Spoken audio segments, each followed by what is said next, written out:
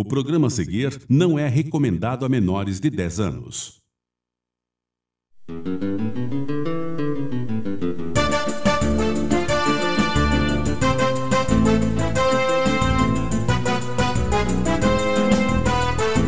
Aqui são as opções que a gente trabalha no buffet por quilo, de segunda a sexta. Entre as opções a gente colocou o cupim casqueirado, que é uma especialidade nossa, o carro-chefe da casa.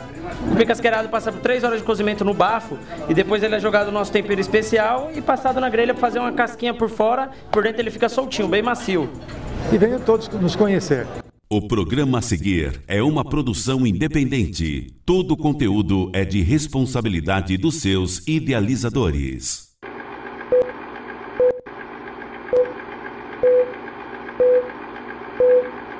Lula disse que o Brasil tem muitos Lulas. Certamente quero deixar claro que eu não sou Lula. Lula é um condenado a 12 anos e 1 mês por corrupção passiva e lavagem de dinheiro, sentença confirmada em todas as instâncias da justiça, e responde a mais 6 processos por crimes contra o povo brasileiro. O ex-presidente, naquele ato ou na showmissa no Sindicato dos Metalúrgicos, aquele covil de corrupção lá em São Bernardo, decretou que daqui para frente todos são Lula. Me inclua fora disso, Lula. Não ganhei triplex na OAS, não ganhei sítio em Atibaia, não vendi medidas provisórias, não ganhei dinheiro de palestras sem nunca ter feito, nem os meus filhos se tornaram milionários da noite para o dia. Não tenho nada a ver com esse governo que quebrou a Petrobras e instalou o maior esquema de corrupção da história do Brasil.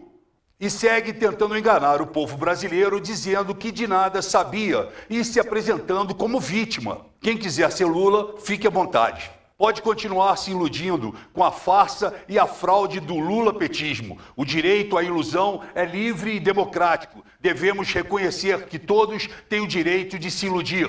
Mas eu não me iludo. Basta de mentira e de mistificação. Na cadeia, o direito de ir e vir é restrito. Não há lazer. A comida é garantida, mas não há opções. Não há propriedade privada. Não há liberdade de expressão e não há bem-estar de qualquer visão de futuro melhor. Se tudo correr bem, Lula finalmente vai entender o que é socialismo.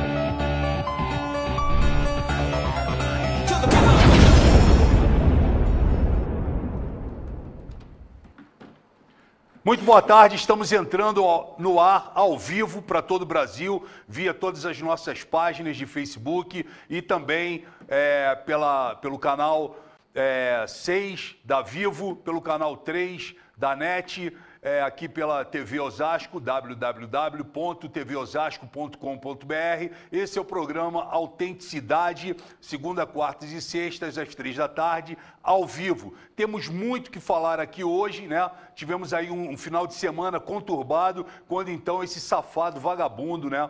Esse corrupto do Lula, finalmente foi preso, mas como eu fiz aí na abertura, depois daquele show todo que ele deu, né? Gravou, filmou, fotografou, ameaçou sair de carro, depois não saiu, voltou, queria que a Polícia Federal fosse lá dentro buscá-lo, enfim, sambou na cara da Polícia Militar, sambou na cara da Polícia Federal, fez o que ele quis, fez uma missa, né, que na verdade não foi missa, foi mais um comício que ele fez ali para anunciar ali os candidatos, então, que ele vai apadrinhar, né, como aquele insosso do Haddad, né, como aquela falsa, dissimulada, né, tal de Manuela Dávila, e também o bandido mor, né, que é o Guilherme Boulos, né, que é o chefe aí dessa organização criminosa que queima pneus, quebra a frente dos bancos, ameaçam as pessoas e tudo mais que vocês sabem que eles fazem. Aliás, eles estão se dirigindo para Curitiba e eu pedi ontem ao delegado Francischini que entrasse com uma ação agora contra o Guilherme Boulos, responsabilizando ele e a dona Gleisi Hoffmann, né, por qualquer coisa que venha acontecer com qualquer cidadão paranaense, que venha acontecer qualquer tipo de depredação ali na cidade de Curitiba, né? Ou seja, qualquer tipo de situação que envolva, que hostilizem aquele povo de lá, porque já que eles estão indo para lá a mando do Guilherme Boulos, eu acho que nada mais justo que ele seja a pessoa que responda por esses atos de vandalismo, de agressão, fogo e etc. Tá? A mesa hoje está formada aqui, batizaram a mesa antes de mesa opressora. Eu vou começar aqui pela minha direita, tá vendo? Vou começar pela direita, né? E pela direita aqui vou apresentar hoje aqui para você, está com a gente aqui, o Ted, que é do Movimento São Paulo Conservador, já faz aí uma luta grande aí em várias questões aí na política brasileira, sempre na frente ali das manifestações. Muito bem-vindo aí, Ted, tudo bem? Tudo bem, muito obrigado, Frota. Muito prazer, meu irmão Paulo Enéas, o Roberto Lacerda, o Tamayo, Rodrigo Tamayo, Renato Tamayo. Muito obrigado aí pela oportunidade. Estamos juntos aí nessa luta pelo Brasil. Então, vou aproveitar que você apresentou aí, vamos chamar o Renato Tamayo, né?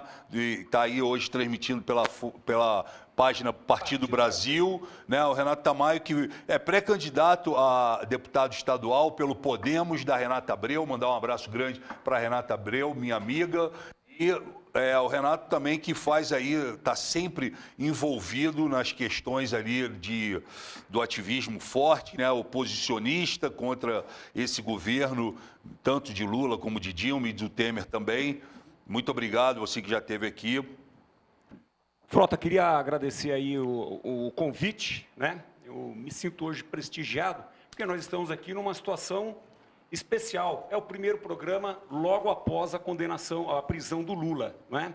Então nós estamos aqui preparados para hoje descer a marreta opressora. Ótimo, ok? Perfeito. Olha, só lembrando uma coisinha que o Lula disse aqui, que ele não é mais, a partir da sua prisão, um ser humano, que agora ele é uma ideia. E eu acho que ele tem razão, só que é uma ideia que não deu certo, é uma ideia errada. Ele não é uma boa ideia como aquela 51 que ele toma.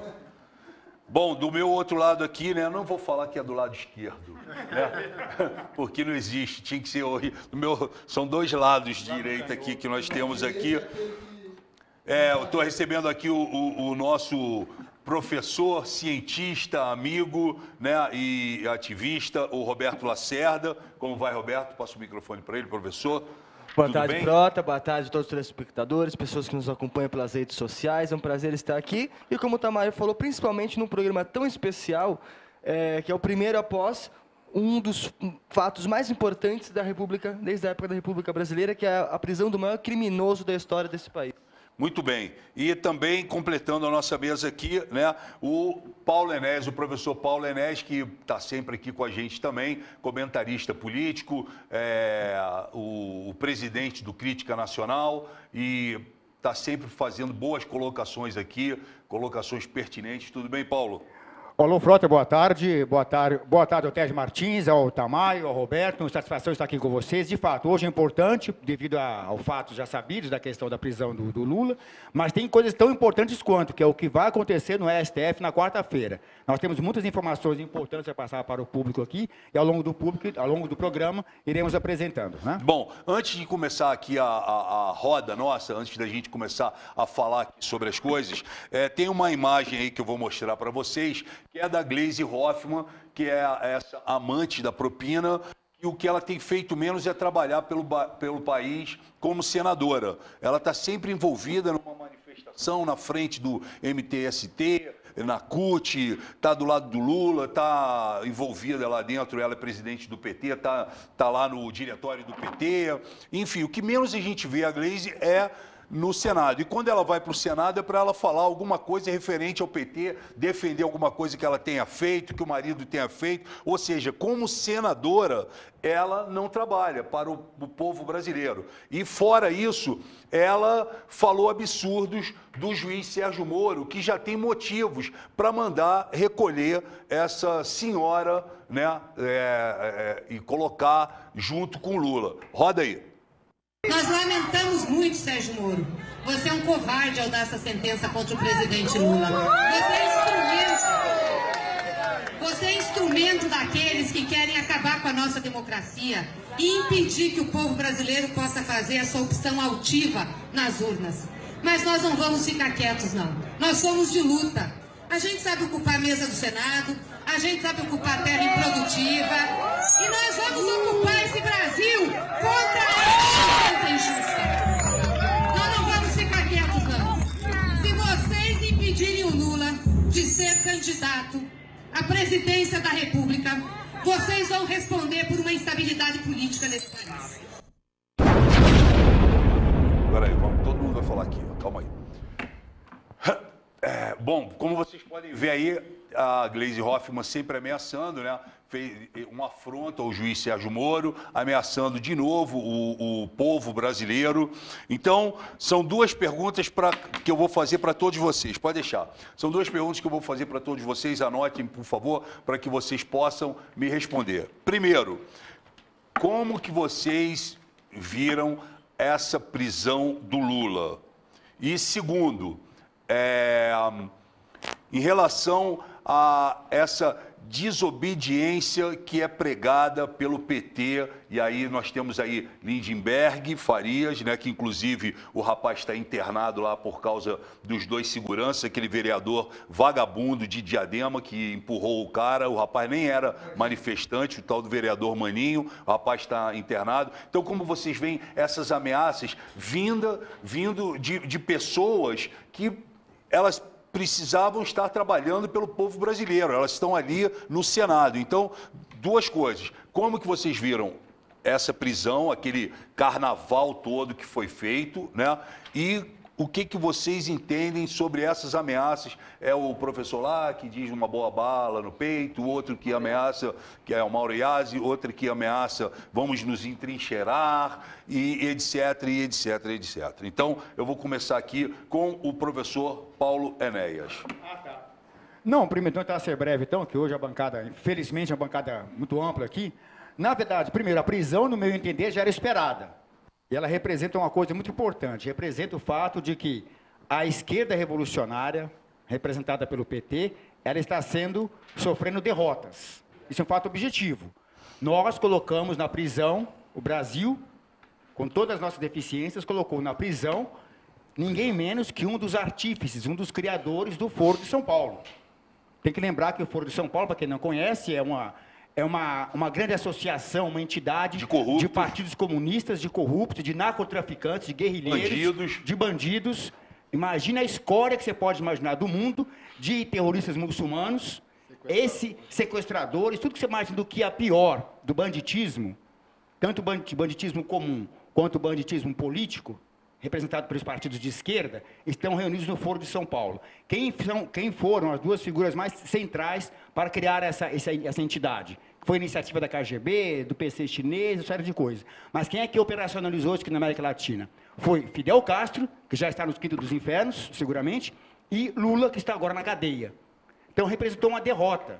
Mas não é uma derrota definitiva, nós temos ainda ameaças, que vamos falar mais tarde, né? A questão aí do STF. Mas foi uma derrota importante imposta ao Foro de São Paulo. Segundo, o PT o tempo todo blefou. A esquerda, ela blefa e ela mente, dizendo que incendiaram o país, que ia acontecer e tudo mais. Bom, até comentei no Crítica Nacional. O que aconteceu no dia seguinte à prisão do Lula, estava todo mundo preocupado com a final dos campeonatos estaduais, né? Ganhou o Corinthians aqui, ganhou não sei quem, não sei aonde, ou seja, o país continuou vivendo de modo normal, apesar de uma normalidade entre aspas, né, que eles já conhecem nossos problemas. Ou seja, a esquerda não tem esse poder que eles falam de ter, de ir para as ruas e incendiar o país. tentaram criar um tumulto lá em Curitiba, quando o Lula chegou. A Polícia Militar do Paraná está de parabéns. Em 2 minutos acabou com tudo. Desceu o porrete, democraticamente, dentro da lei, acabou, isolou a área. Eles não vão usar da força, no caso, esses delinquentes da esquerda, achar que vão reverter a coisa pela força, que eles não vão conseguir. Claro. A nossa Polícia Militar é muito boa, de São Paulo, do Paraná e outros estados. A Polícia Federal, idem, tem apoio da população. Então, esse povo é um bando de bandidos, é minoria, e isso ficou claro naquele domingo. Então, para a segunda parte, para ser rápido aqui. Essas ameaças que o PT faz, a ameaça de desobediência, insultos ao juiz Sérgio Moro, à Polícia Federal, em grande parte mostra o quê? Que a esquerda não tem compromisso com a lei, com a ordem, com a normalidade. Eles querem simplesmente criar desordem, porque vai atingir a vida das pessoas comuns, a vida minha, a sua, de que está aqui nos assistindo. Então, nós temos que varrer a esquerda do país. Começou a ser varrida já há algum tempo. Ontem foi uma grande vitória, não é definitiva, temos riscos ainda, mas não é nas ruas. Nas ruas eles vão apanhar da polícia e nós vamos aplaudir. Eu tenho isso muito claro. Eles não vão fazer guerra civil. O tal exército de Stedley não passa de um blefe, não passa de um blefe do Lula. Eu desafio aqui o senhor João Stedley a enfrentar a Polícia Militar. Ele não vai, ele é um covarde, porque ele blefa. Ele não vai conseguir enfrentar coisa nenhuma. A única chance que tem os comunistas hoje é no STF, que é uma coisa muito mais grave, e vamos falar daqui a pouco o que está acontecendo por lá, somente por lá, porque nas ruas eles já foram derrotados. Para finalizar, na hora que o Lula foi embora ali, que tiraram, né, o bandido de lá onde ele estava amotinado, como foragido da polícia, lá no sindicato, tinha, se você olhar com cuidado as câmeras de outras, tinha um número muito menor de pessoas do que vinha tendo. Ou seja, e fizeram também no acampamento em Curitiba, aquilo lá, eu não dou uma semana que a porcaria acaba. Porque eles não têm fôlego, não têm mais dinheiro para poder mobilizar seus mortadelas e seus apoios que eles têm no mundo do crime e da bandidagem. Perfeito. Então é isso. Roberto Lacerda. Boa tarde novamente, obrigado pela oportunidade. Bem, a prisão do Lula, para começar, foi algo necessário. O Moro, ele colocou o mandado de prisão de tal forma bem feito que ele matou a narrativa, poderiam ter, do coitadinho Lula, como ele impediu qualquer tipo de recurso. Nenhum recurso é cabível. Está tudo muito bem amarrado. Agora, se olhar, aquilo foi um verdadeiro showmício, né? Ele se enclausurou no sindicato como um foragido, ficou lá amotinado e quis negociar e escolher como seria preso. E o pior, realizou o que ele chamou de missa, né, em homenagem a Marisa. Missa um cacete. Não é missa coisa nenhuma. Pelo direito canônico, a missa não pode ser utilizada como instrumento político. E foi utilizada. Tinha bandeiras ali a favor de aborto, a favor de drogas, a favor de outras coisas. Aquilo não foi uma missa e todos devem ser imediatamente excomungados, retirados da comunhão com a igreja. Eles não podem nunca mais pisar numa igreja na sua vida. Inclusive o bispo que permitiu aquilo é um canalha, que tem que ser excomungado e expulso da Igreja Católica. Isso deve ser muito bem frisado. E quanto à ideia de incendiar o país, a Gleisi é uma grande fanfarrona. Né? Até me impressiona que ela está em frente a uma manifestação e não em frente ao Bahamas, porque o lugar dela seria no bordel. Ela não incendeia nem o Paulo Bernardo. Então ela não deveria estar no Senado, mas no bordel, discutindo com o Maroni. E se você pegar todas as pessoas envolvidas, o que eles fizeram? Isso de vamos incendiar o país, essas ameaças, chamar a militância para impedir o Lula de ser preso. Para começar, estão cometendo 2 crimes. Primeiro, crime contra a administração de justiça. E flagrante de crime contra a administração de justiça, pelo artigo 323 do Código Penal e pela Constituição, não vale o foro privilegiado, porque é flagrante de crime inafiançável. Eles poderiam ser pegos em prisão preventiva pelo Moro.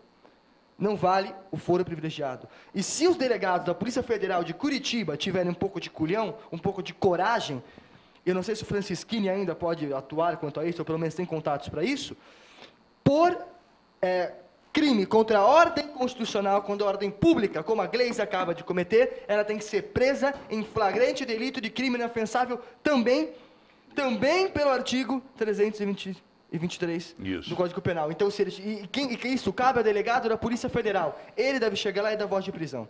Então, eles não têm força, eles não têm coragem, eles não vão incendiar porcaria alguma, e se eles tentarem, tem que ser imediatamente presos, e esperemos que a Polícia Federal, o Moro e os responsáveis tenham a coragem e a honestidade suficientes para isso, Frota. Muito bem. Vamos ouvir a opinião do Renato Tamayo sobre isso daí. Vocês falaram aqui sobre a missa, né? Eu chamo de comissa, que é o comício e missa. É uma mistura de comício com missa. Lembrando que, minutos antes, estavam todos lá dizendo que o Estado é laico, que eles não acreditam em Deus, e durante a comissa estavam lá falando glória a Deus e amém. Chorando. Não é? Olha, sobre a prisão do Lula, Frota, eu quero lembrar aqui que todos os recursos foram oferecidos para o Lula e os seus advogados. Aliás, fica a pergunta aqui para o pessoal que gosta, admiradores do PT, né? Da onde será que vem 10 milhões de reais para pagar por mês para advogados, hein, velho? 10 milhões por mês contrataram um ex-presidente do STF, que não deve custar nada barato, né? Então fica essa pergunta aí para o pessoal que gosta do PT. Frota, o efeito Lava Jato e o efeito da prisão do Lula, né, já vem surtindo efeitos pela América do Sul e em todo o mundo. A prisão do Lula, ela vai servir como um exemplo, como um bom exemplo, principalmente para nós aqui brasileiros, mas vai ter reflexos também no mundo, né, de que o sujeito, mesmo sendo popular, como o Lula foi, um presidente popular, da massa, aquela coisa toda, não está acima das leis. Ok? Então tem que ir para a cadeia e pronto, acabou. E quero registrar também que, na minha visão, no meu entendimento, o Moro e a Polícia Federal agiram muito bem, muito positivamente, ao conceder o prazo e etc. tal, porque olha só o final, prenderam o Lula sem um único registro de distúrbio, com exceção que eles lá em Curitiba tentaram forçar o portão, e a Polícia Federal não teve outra alternativa a não ser jogar umas 2, 3 bombinhas lá e acabar com a festa. Sobre as ameaças, né? Eles são de blefe, né? O Lindbergh Farias falando, olha, toda vez que eu vejo o Lindbergh Farias, mas me dá uma dor de barriga, cara. É digno de dó, né? É digno de dó. É nada do que eles falam, eles cumprem, realizam, etc. tal. Então, nós estamos aqui pela prisão do Lula, pela prisão do Aécio Cocaleiro Neves, pela prisão do Temer e todos aqueles que arrombaram, que estupraram o povo brasileiro. Nós não temos aqui herói, não temos salvador da pátria, além do próprio povo brasileiro. Ok? Não temos nenhum político ou partido de estimação. Então, os petistas, se querem a prisão do Aécio, se querem a prisão do Temer, faça como nós fizemos, tenham competência e vá para a rua, se organizem em megas manifestações e faça como nós fizemos. Derrubamos a Dilma, tiramos o PT do poder, toda aquela corja que estava incrustada na administração pública federal principalmente, ok? Então tenham competência, não venham encher o nosso saco, porque nós estamos aqui determinados a deixarmos um país melhor para os nossos filhos e para os filhos dos nossos filhos. Não tem conversa. Não negociamos com bandido e, portanto, não negociamos com a elite corrupta brasileira. Perfeito. Uma colocação aqui, se o PT quiser mesmo sair às ruas para pegar o Aécio, para pegar o Temer, pede educadamente que a gente ajuda, viu? É isso aí. Muito bem. Ô Ted, o que você tem a falar sobre isso daí? Bom, tem alguns pontos a falar aqui. Primeiramente, aquilo que aconteceu lá em São Bernardo nada mais é do que a produção de um filme. Tudo foi documentado, tudo foi registrado. Para ser usado. E cabe a nós agora denunciar desde já a produção desse filme fatídico que, não sei se daqui 1, 2, 10 anos, virá à tona para contar a história da forma deles, assim como eles caluniaram de forma violenta, os militares no ano de 1964. Então, hoje nós temos a internet, nós temos as redes sociais, nós temos programas de televisão, nós temos espaço, temos voz, e cabe a nós denunciar desde já que qualquer produção cinematográfica ou qualquer outro tipo de produção que vier daquele espetáculo que aconteceu, fatídico espetáculo, deve ser denunciado como um crime contra a intelectualidade, um crime contra a história do Brasil, certo? Segundo, Lula é passado, Frota. O Lula já está preso. Criminalmente foi um sucesso, automaticamente, porque um criminoso, né, que colocou o Brasil nessa situação, roubou mais do que o diabo, força de expressão da palavra, mas roubou mesmo, e ele está preso. Então, a gente tem que pensar a partir de agora. Porque o Lula está preso, mas nós temos os puxadinhos, partidos puxadinhos, temos as ideias fascistas dele, temos os nazistas, temos os golpistas e temos ditatoriais livres. Então, essas pessoas precisam ser neutralizadas, denunciadas e precisam ser faladas constantemente das suas visações. Segundo, Frota, a gente precisa agora tomar os movimentos, principalmente de direita, conservadores, tem dois caminhos. Primeiro, se aliar a grupos políticos para a eleição, porque essa eleição ela é fundamental para o Brasil, tá certo? E, a partir de uma ação interna, de formação séria, pensando no futuro que já começou, combatendo a violência nas ruas, né, protagonizado pela esquerda, para continuar a sua guerra política pelo poder. Então, eu acredito também que seja um blefe essa situação, mas nós temos outros setores aí, a qual eles estão muito bem infiltrados, estão muito bem posicionados para implantar o caos, porque o Lula não morreu, a esquerda não morreu. É importante a gente deixar isso aqui claro, porque a estrutura ainda se mantém de pé. Terceiro, a gente tem que tomar o papel, assumir o papel de reorganização da sociedade, Frota. Esse papel é nosso, esse papel nunca foi da esquerda. A gente precisa deixar isso claro. Não só fazer a guerra política para a eleição, mas, antes de tudo, tirar da mão da esquerda o papel de organizador da sociedade. Eles são bandidos, eles são criminosos, eles ajudaram para colocar o Brasil nessa situação. Então, esse papel de reorganização da sociedade precisa urgentemente ser pautado pela direita, não deixar a esquerda pautar isso, como, por exemplo, vou citar um exemplo claro aqui, o Escola Sem Partido. O que eles fazem com a Escola Sem Partido? Eles denunciam o projeto de Escola Sem Partido como fascista, tomam para si na surdina e aplicam para o povo como se eles fossem autores dessa situação. E, para finalizar aqui a minha voz, todas as pautas de direito já estão sendo absolvidas pela esquerda e trabalhadas junto à população. O nosso papel não é só em Brasília, o nosso papel não é só nas assembleias legislativas, não é só nas câmaras municipais, mas principalmente no corpo a corpo, no campo e na cidade. A esquerda não disputa ideias, ela disputa o povo. Então, se tem alguém que a gente precisa trazer para o nosso lado nesse momento, é o povo, que é a maior vítima de todo esse processo criminoso que o PT implantou no Brasil. Muito bem. Olha só, pegando aqui carona no que o Ted falou, vocês sabem, ele falou, o Lula está preso, certo? Mas vocês sabem que quarta-feira querem soltar ele, né? Querem soltá-lo via o Marco Aurélio, que quer colocar no STF, trazer de novo a tal pauta da prisão em segunda instância. E nós não podemos permitir isso. Nós temos que agora, mais do que nunca, voltarmos às redes sociais, voltarmos a falar sobre isso e, principalmente, desde as primeiras horas do dia, nós temos um grupo de advogados que estão empenhados em derrubar, junto ao presidente do PEN e do Patriota, o Adilson, com autorização dele, derrubar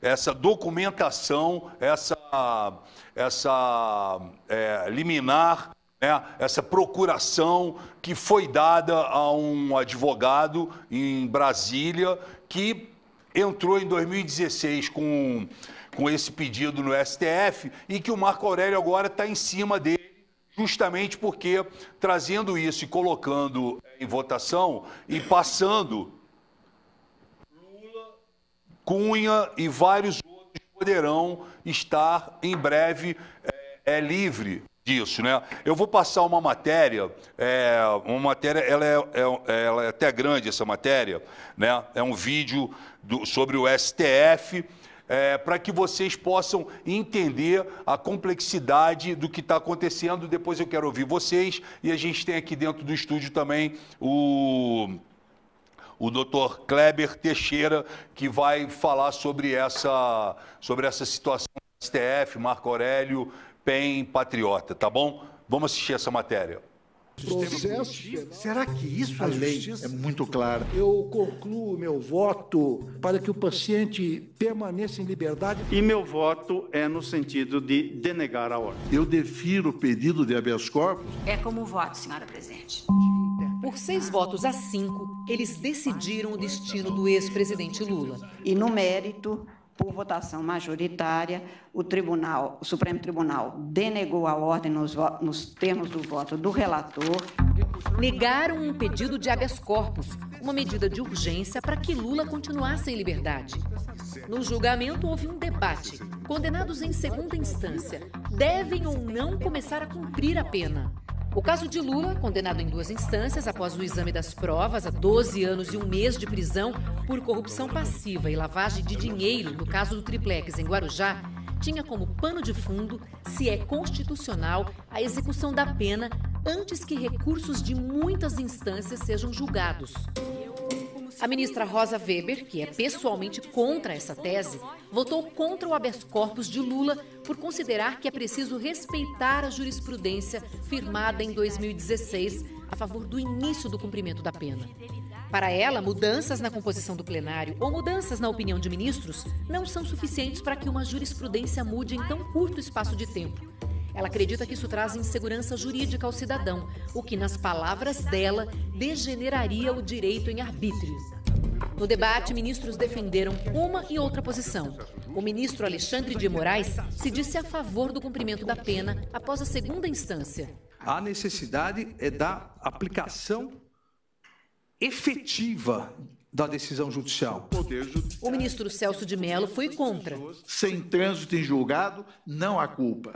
Trânsito em julgado é quando não dá mais para recorrer de uma decisão da Justiça nas 4 instâncias, sendo a última o Supremo. As 2 correntes do Supremo Tribunal Federal que estão divididas, uma delas entende que não é possível prender antes do trânsito em julgado, porque a Constituição diz que ninguém pode ser considerado culpado antes do trânsito em julgado. O direito à não incriminação, a garantia de tratamento do acusado como inocente.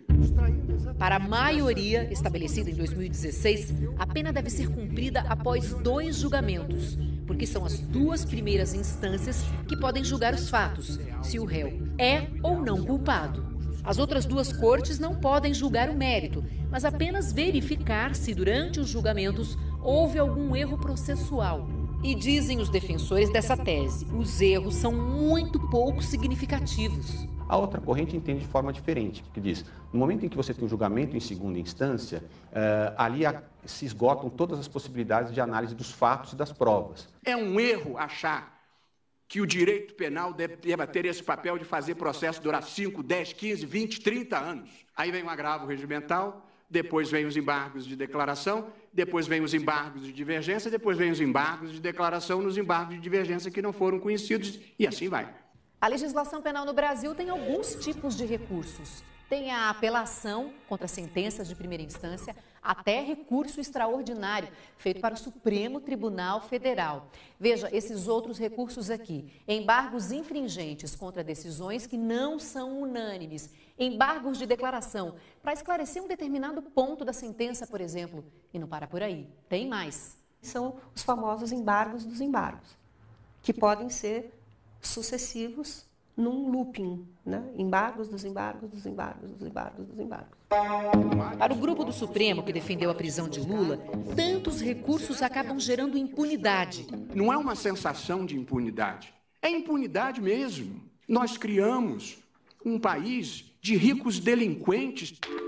Durante o julgamento de quarta-feira, ministros citaram acusados que foram beneficiados por recursos capazes de atrasar a prisão por anos. Aqui foi citado um caso que eu iria me referir do jornalista Pimenta Neves, que cometeu um homicídio cruel, assistiu a família da moça padecer de câncer e só foi preso 11 anos depois. Réu confesso, Antônio Pimenta Neves matou a namorada em 2000. Entre o crime e a prisão, foram ao menos 11 recursos. Hoje ele cumpre pena em regime aberto, em casa. Depois veio o caso da missionária Dorothy Stang, missionária norte-americana morta aos 73 anos por pistoleiros a mando de um fazendeiro.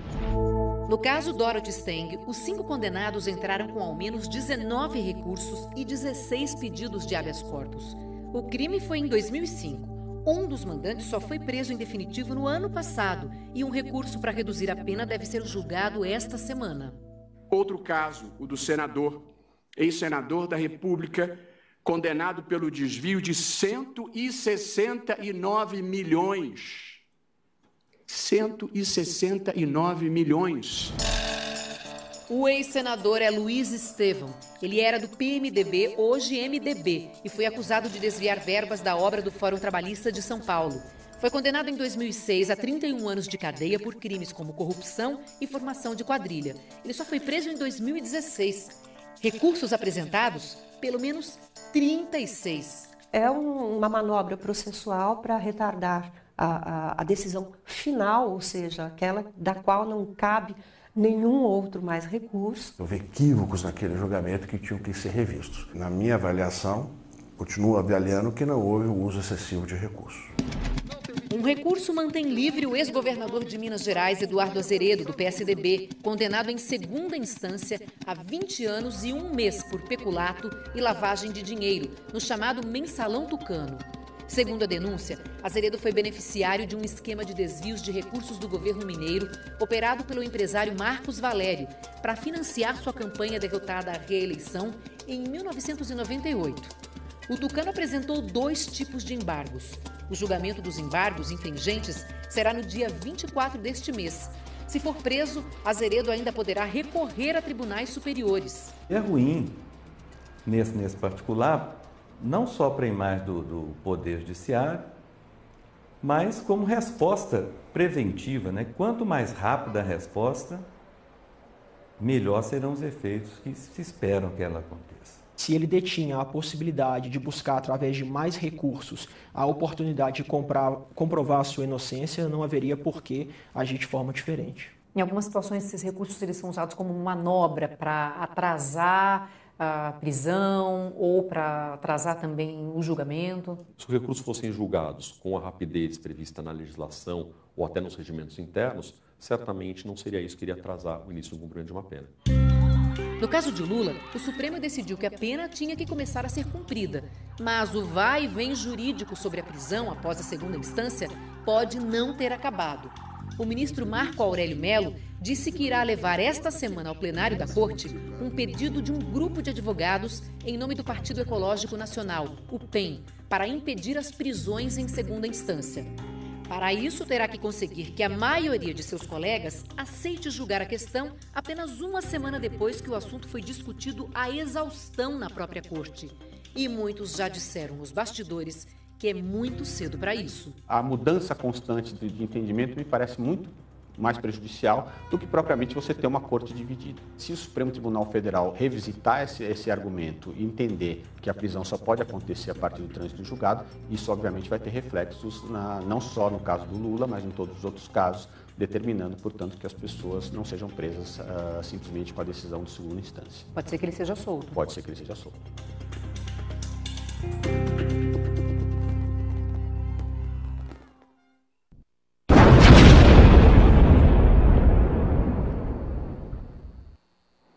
Bom, vocês assistiram aí, a matéria foi bem completa, bem complexa, né? E termina com uma coisa que deixa a gente com a pulga atrás da orelha, né?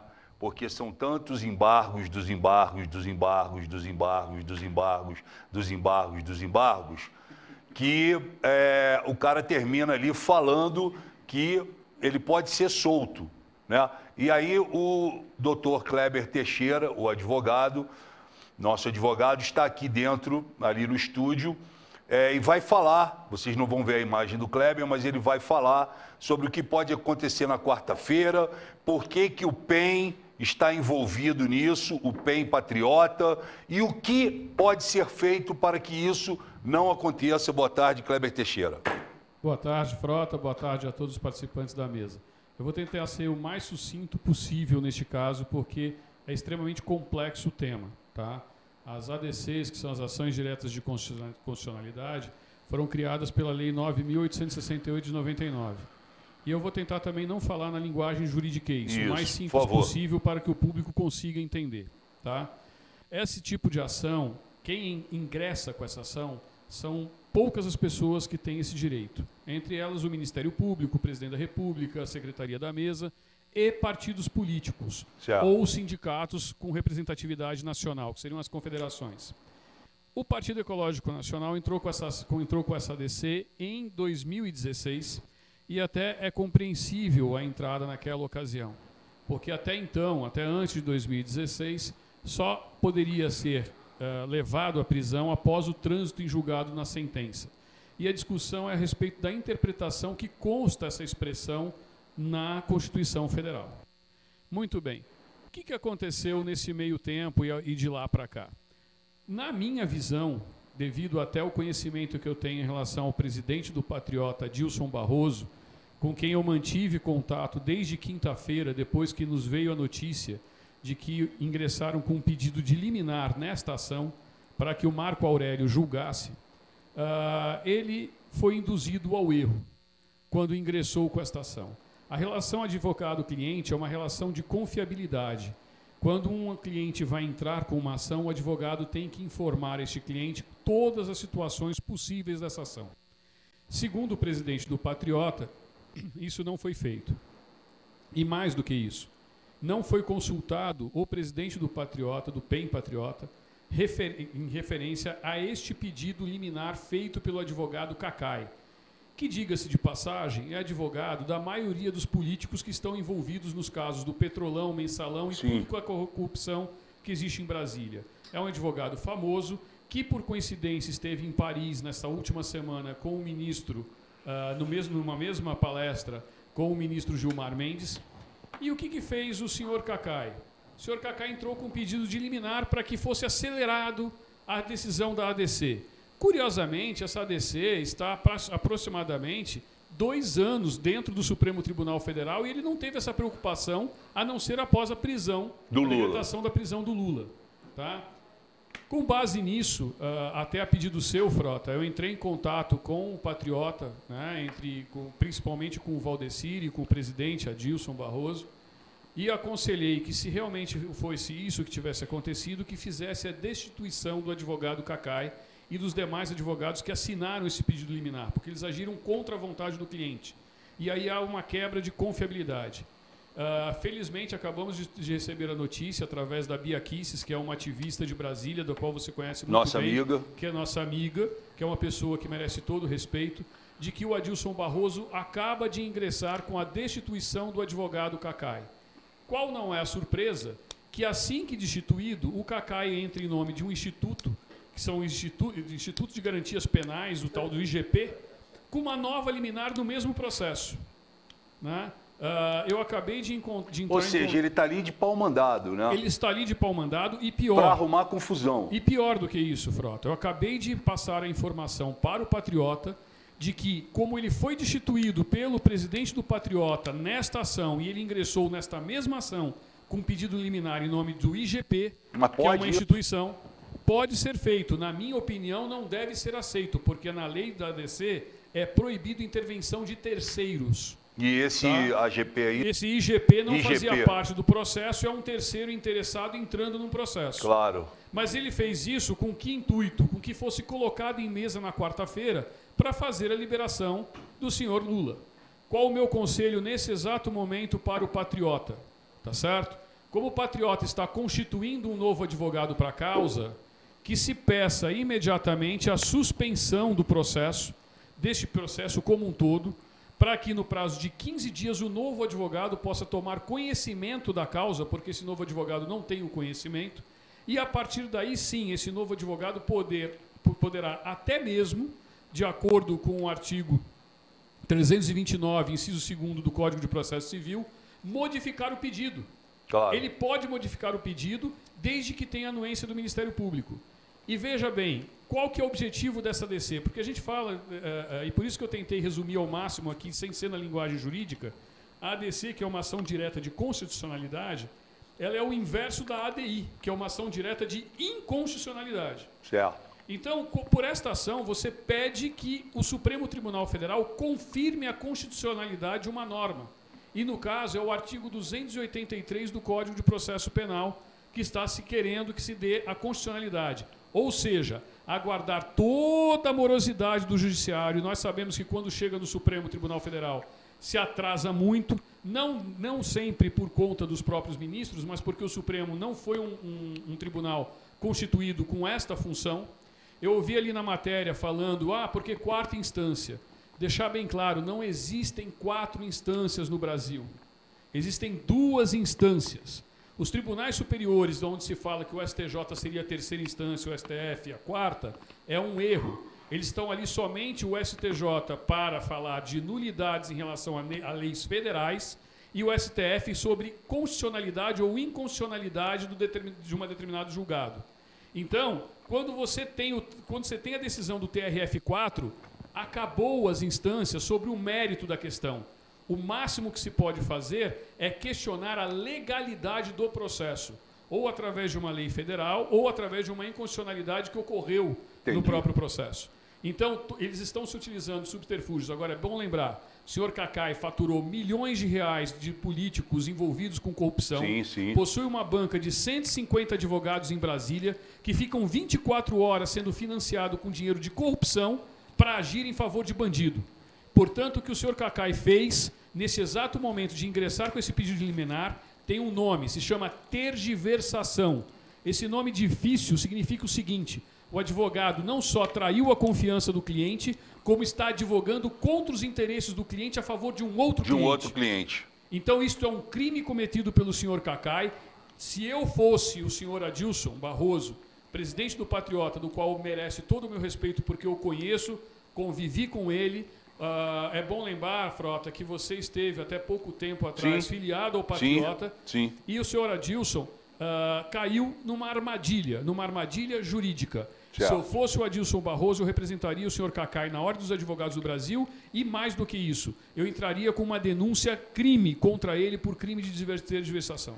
Ou seja, mas quarta-feira, então, pode ser mantido isso, ainda que o Patriota... Se o Adilson Barroso e o seu novo advogado constituído, ele tem esse direito, porque haveria cerceamento de defesa, porque o advogado que ingressou agora na causa, ele não tem conhecimento, então não pode ser julgado de imediato, porque ele tem direito à sustentação oral desta ação. Sem dúvida. Então, como é que ele pode sustentar se ele sequer teve tempo de analisar o processo? Então, se o Adilson Barroso pedir a suspensão através desse novo advogado, será obrigatória a concessão disso por parte não só do ministro relator, como por parte do Pleno do Supremo Tribunal Federal. Muito bem. Está entendido para todos vocês? Mas é uma situação difícil que a gente está vivendo em função de poder liberar esse corrupto que está lá em Brasília. Olha só, eu quero fazer uma rodada de 1 minuto com cada um, porque o programa está chegando ao fim. Estou vendo ali. Não, pode começar com você, professor. Não, primeiro... Primeiro, a explicação dadas aqui pelo doutor Kleber são perfeitas, acho que ajuda a elucidar a questão. Tem uma questão adicional, que como geralmente, talvez ele tenha, eu queria passar depois, é que, no caso, o que está dando instrumento... Tá ligado? Tá ok? Aqui, vamos lá. Disseram que o microfone está com problemas, mas tudo bem. Mas voltando. É que está desligado, o microfone acabou a bateria. Uma informação que foi dada aqui. O que deu meios para que o ministro Marco Aurélio pudesse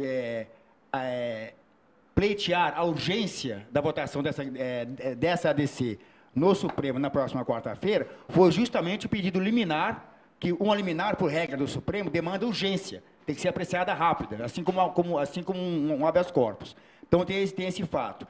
E segundo, agora tem um dado novo, acho que até depois vale a pena esclarecer também aqui no caso o Dr. Kleber, é que essa questão já foi votada em 2016, mas o STF não publicou a decisão, o chamado acórdão, ou seja, ficou em aberto.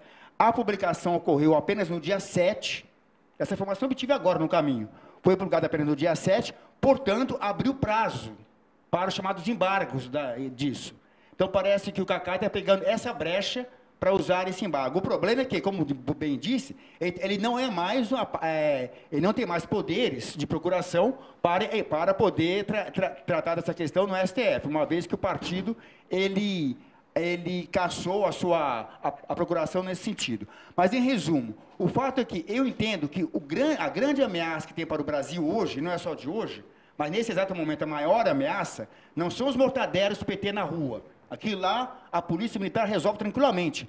A ameaça está no Supremo Tribunal Federal, porque ele pode votar uma decisão, pode, talvez, a gente não tem certeza nenhuma do que vai acontecer, votar uma decisão que não vai não apenas beneficiar o Lula, vai colocar na rua milhares de estupradores, de criminosos, de bandidos de todo tipo, corruptos. Na rua de corruptos, de pedófilos, etc. É essa a grande ameaça que tem a sociedade brasileira hoje. Eu, pessoalmente, para encerrar, entendo que a pressão sobre o STF deve vir de todos os lados. Isso. Em particular das Forças Armadas. Porque isso não é passar por cima da lei, que é um papel das Forças Armadas assegurar a paz interna e o bom funcionamento das instituições. Se uma instituição como a STF está ameaçando a paz interna, ao tomar uma atitude que vai fazer com que o país possa viver uma convulsão, essa vai ser uma convulsão real, que amanhã vai ter milhares de criminosos na rua, e os criminosos que não estão presos vão sentir-se livres para poder cometer crime à vontade, de corrupção, de estupro, de roubo, de latrocínio, de que for, porque sabe que vai ser muito difícil ir para a cadeia, mesmo que seja preso, a polícia vai lá e prende no dia seguinte, audiência de custódia, sai para a rua, porque o STF decidiu que só pode ir para a cadeia depois de transitado e julgado, ou seja, depois de chegar na última instância, que como no caso foi bem ilustrado aqui daquele jornalista, depois de 11 anos. Então, ou seja, vai ser a institucionalização da impunidade. Então, eu acho que essa é a nossa maior ameaça hoje, e eu entendo que cabe, inclusive, às Forças Armadas darem um recado bem claro ao STF que não vai aceitar isso. Muito bem. Roberto. Isso tudo que nós estamos vendo decorre de que as estruturas de poder da qual a esquerda se apropriou em tantos anos de aparelhamento do Estado, elas estão ainda intactas. A queda do Lula, ela não é uma queda dessa estrutura. Tanto é que foi a própria estrutura utilizada para derrubá-lo. A queda do Lula é uma queda enquanto símbolo. Se ele ficará 10 anos preso, 20 anos, 5 anos, 5 dias, é outra questão. A grande questão é, a prisão do Lula é um golpe em sua imagem, nele enquanto símbolo da esquerda brasileira. Claro. Como o grande líder dessa esquerda. Mas as estruturas de poder que o levaram, o alçaram até lá, estão intactas. Então, por que você tem isso hoje no STF? Quem indicou aqueles ministros? Quem é que fez as teses de direito das quais eles se valem para defender o indefensável? Se for para as instituições de educação, por exemplo, o que você mais tem são cursos de direito nos quais você tem doutrinadores incutindo crenças, né, nos seus alunos, para que no futuro eles venham a ser mestres, doutores, que levarão, né, para dentro dessa estrutura estatal, seja como delegado, seja como procurador, seja como promotor, como juiz, essa mentalidade revolucionária.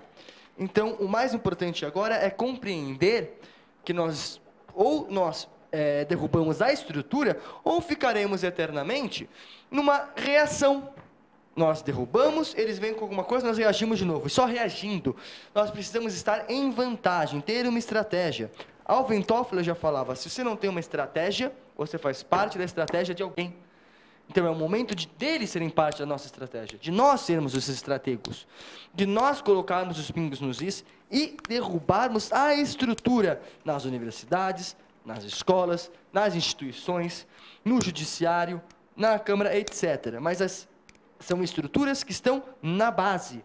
Deve ser feita uma limpa, um desaparelhamento e um combate cultural, espiritual, semântico, uma guerra total mesmo, contra o progressismo, que é a linha que está mantendo essa esquerda, que é formada pelo globalismo e pelo que se apropria do comunismo, um brigando com o outro, para no final eles se matarem, mas ambos querem se utilizar um do outro, junto com o Islã, para a tomada de poder. E a estrutura do Estado Nacional, essa ideia de estrutura democrática, né, todo mundo defende democracia, a maioria nem sabe do que significa essa porcaria, é o que permite isso. Então, nós temos que derrubar a estrutura. Por isso, a eleição desse ano é importante, sim, mas muito mais importante é o corpo a corpo, como o Tade falou, e não é qualquer corpo a corpo, começa pela sua família, a criação dos filhos, pelo seu meio, porque ou nós restauramos os bons valores e derrubamos as más tendências, que é a primeira revolução que tem das tendências, ou perderemos na área das ideias e dos fatos e ficaremos como reacionários eternamente, o que não adianta em nada. Muito bem. Olha só, chegou Bolsomito, o energético, que é melhor você já ir se energizando. Roda aí. Bolsomito, isso para você já ir se energizando. O consumo de energéticos é hoje o que mais cresce entre as bebidas não alcoólicas no país. A tendência é que o crescimento se mantenha nos próximos anos. O Bolsomito tem a seu favor um momento que o país atravessa. A empresa ganha espaço ao se concentrar quase exclusivamente na promoção da marca. A distribuição, por exemplo, fica a cargo de parceiros locais. A marca avança com velocidade. A empresa saiu do zero para conquistar percentuais desse mercado. Eles querem se manter no segmento popular para ampliar a base de consumidores, hoje concentrada em jovens interessados em esportes ou em baladas. Está claro que a saída é diversificar o apelo. As latas do Bolsomito são 100% recicláveis e a partir desse processo de renovação das latas, a marca consegue poupar 95% de energia que gastaria para fazer novas embalagens para a bebida. Bolsomito, para você já ir se energizando. É isso aí, Bolsomito? É isso aí. Bom, o nosso programa está chegando ao fim, mas eu vou conceder aqui ao Tamay, que pediu aqui um minutinho para poder falar. Vai lá. Ô, Frota, na realidade eu queria fazer uma consideração para o doutor Kleber, que está aqui, abusando de toda a sua competência. É o seguinte, doutor, eu ouvi alguém dizer, não me lembro exatamente onde, que essa questão da ADI, uma vez colocada, se torna de interesse público, alguma ADC, perdão, se torna de interesse público, e mesmo que se o patriota quisesse retirar, não teria como. E outra coisa, vamos considerar que vá à votação, apreciação e entendimento de segunda instância agora na próxima quarta-feira. Mais uma vez, a fiel da balança é a Rosa Weber, que sempre se pronuncia dizendo que vota com o colegiado, com a maioria do colegiado, né? Então, eu acho que toda a pressão, vamos dizer assim, a marreta opressora tem que ir para cima da Rosa Weber. Ela tem que tomar partido com relação a isso, só para finalizar. E este ano, alguém falou aqui sobre a questão da oportunidade de nós mudarmos a situação. Este ano é ano de renovação política. Está eu aqui, está o Frota, tantos outros. Este ano é o seguinte, ou você muda, ou eles ficam. Doutor. Bom, em primeiro lugar, é verdade. Depois que você entrou com a ADC, passa-se a ser de interesse público, portanto, você não pode mais retirar a ação. A ação deixa de ser sua para ser de interesse público. Esse é o primeiro ponto. Não é só a Rosa Weber que é fiel da balança, tá? Nós temos que lembrar que o Alexandre de Moraes não fez parte do primeiro julgamento em 2016. E nada impede dele pedir vista para analisar o processo também. E a Rosa Weber já disse qual é o entendimento dela. Só que ela também já disse na última decisão do HC a respeito não só do princípio da colegialidade, que é o que ela vem até agora julgando, mas também do princípio da segurança jurídica. Não pode o STF mudar de decisão de acordo com o criminoso que lá se apresenta, no caso o Lula. Então a decisão foi tomada há menos de 1 ano e meio, você não pode causar o STF insegurança jurídica no país. Perfeito. Ted, suas considerações finais. Eu queria deixar um recado para o STF. Ali, STF, senhores sinistros do STF, vocês querem causar uma convulsão no Brasil, vocês querem inflamar o povo, vocês querem trazer novamente milhões de pessoas às ruas. Eu faço um pedido aos senhores, soltem Lula!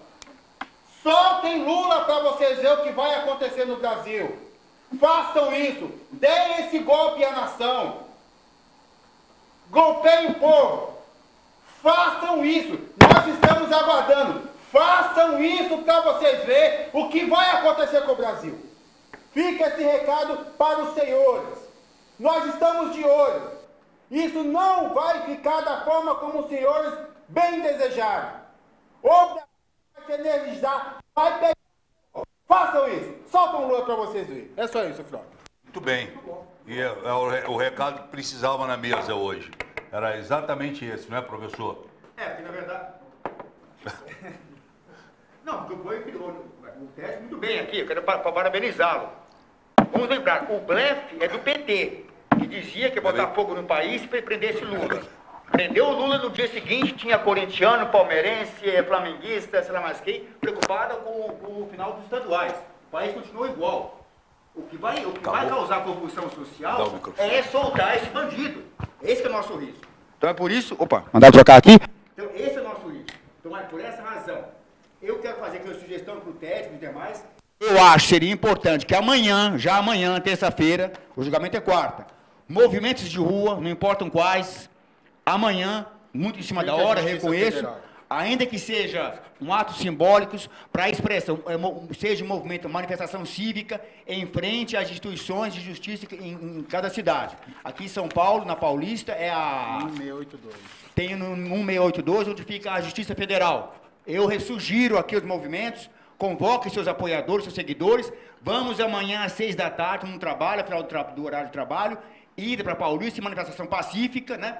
Avisar a polícia, vamos estar lá pacificamente para pedir o quê? Para pedir a justiça, pedir que se cumpra a lei e a justiça. Bandido tem que ir para a cadeia. O STF não pode soltar bandido a 3x2. Seja ele o Lula, seja ele um assassino, um estuprador ou um vigarista qualquer que esteja na cadeia. É isso. Muito bem.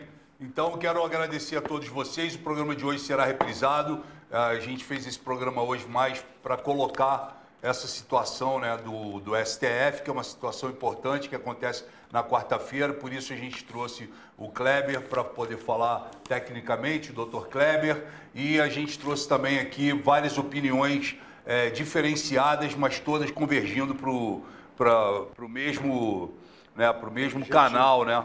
Que é justamente manter o Lula, que ele cumpra, né? Ele já deveria estar numa prisão normal, assim, numa cadeia, numa penitenciária. E está numa cela, numa sala, né, com ar-condicionado, televisão, frigobar, suco de laranja, celular e mais um monte de coisa ali, cama, banheiro particular, privativo, né? Esse cara tinha que ficar numa prisão, né, normal, né? Era isso que ele merecia. Então a gente volta na quarta-feira, ao vivo. Quero agradecer a todos vocês. Curtam aí o Crítica Nacional e todas as páginas. Ted, qual é a página aí? São Paulo Conservador. São Paulo Conservador. Partido Brasil. Partido Brasil. A minha é Liga Cristã Mundial, que soltou uma nota contra a falsa missa do Lula, e o Instituto Visconde de Cairu. Tá certo? E tem aqui o Crítica Nacional. O nosso jornal Crítica Nacional, que está todo dia trazendo várias, às vezes dezenas, competindo com o antagonista, notas a respeito do cenário político. É um protagonista. Nacional. Somos protagonistas, na verdade. Tem um antagonista, você é o protagonista. Exatamente. Vocês não são fake news que nem antagonistas. Você é o protagonista. A gente não publica fake news, a gente, pelo contrário, denuncia as fake news, inclusive o antagonista, né? Fiquem com Deus, um grande abraço para todos e a gente volta na quarta-feira às 3 horas da tarde. Valeu? Tchau.